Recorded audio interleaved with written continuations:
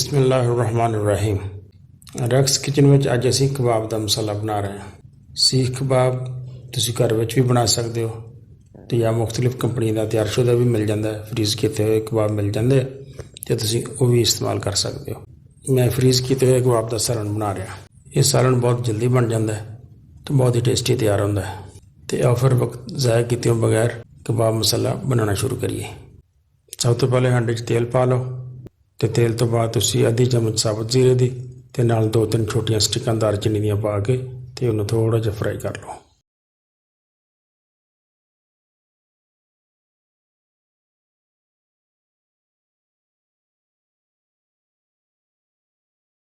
हुण असीं बारीक बारीक कट्टिया होया प्याज शामिल कर दिंने ते उन्हें थोड़ा जिहा गोल्डन कर लो।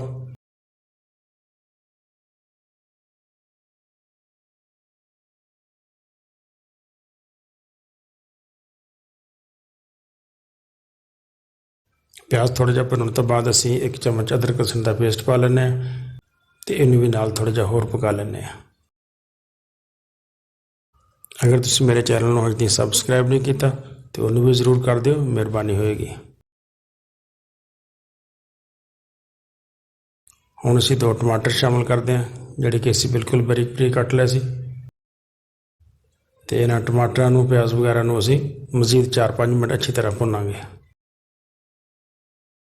तो उस तो बाद असीं इहदे विच 1 चम्मच हल्दी का, 1 चम्मच लाल मिर्च का, 1 चम्मच नमक का पा के मसाले नूं अच्छी तरह भुन लैंदे आ। इन्हां चीज़ां दे पाउण दी रिकॉर्डिंग किसी वजह तो नहीं हो सकी तो उसकी माजरत। ते नाल थोड़ी जी हरी मिर्च बारीक कट्टी हुई पा दिओ। साडा मसाला तकरीबन तैयार हो गया वा तो हुण आखिर विच असीं इहदे च 1 चम्मच गर्म मसाले पाउडर का पा दिंदे आ।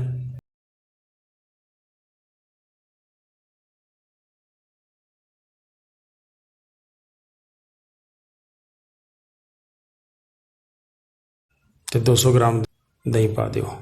दही पा के हल्की अग ते 1-2 मिनट इहनूं पकाना है तो साडा मसाला तैयार हो जाना है।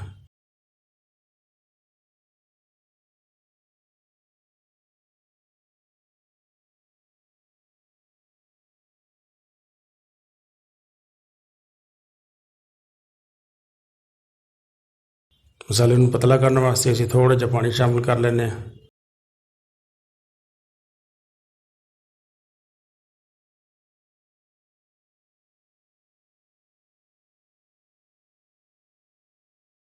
मसाला साड़ा रेडी हो गया। हुण असीं इहदे 'च फ्रीज़ किए हुए कबाब शामिल करांगे।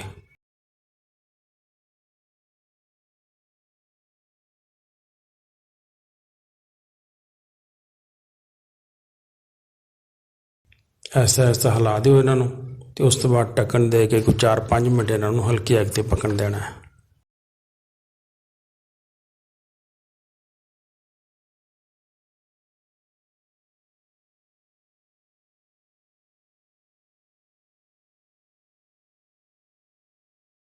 माशाल्लाह बहुत अच्छा सालन तैयार हो रहा है। थोड़ा जिहा हरा धनिया शामिल करो तो कबाब मसाला बिल्कुल रेडी। डिश आउट करके सर्व करो। मेरी वीडियो पसंद आए तो दोस्तों जरूर शेयर करा करो तो नाले लाइक कर दिया करो। वीडियो देखने का बहुत शुक्रिया। अस्सलाम वालेकुम।